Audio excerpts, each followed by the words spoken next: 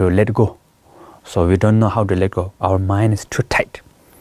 So to let it go of grasping, we need to build habit of letting go. But at the beginning, it's not so easy. So I will show you one example. So first, this page is quite straight, right? So you may begin to start forming new habits. So maybe your habit of let's say looking Facebook or smartphone, texting with someone else, or WhatsApp, or smartphone.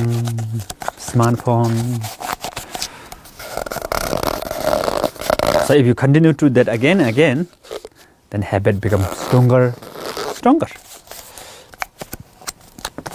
But the one day you thought, okay, the scientist said too much, sit there and using smartphone maybe no good. So I have to change my habit. Wait a minute. Okay, no smartphone. Don't grab the phone. No.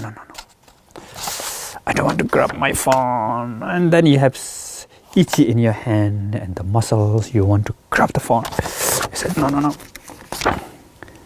It's better. But come back again. No phone, no telephone, no phone. Better. No phone.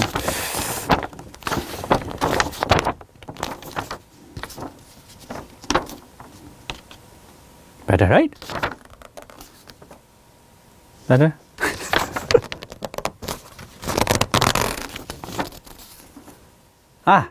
Better. So, like that. So what we call try again. You will fail, but try again, you will fail. So sometimes what we call more fail is the better. Because why is that?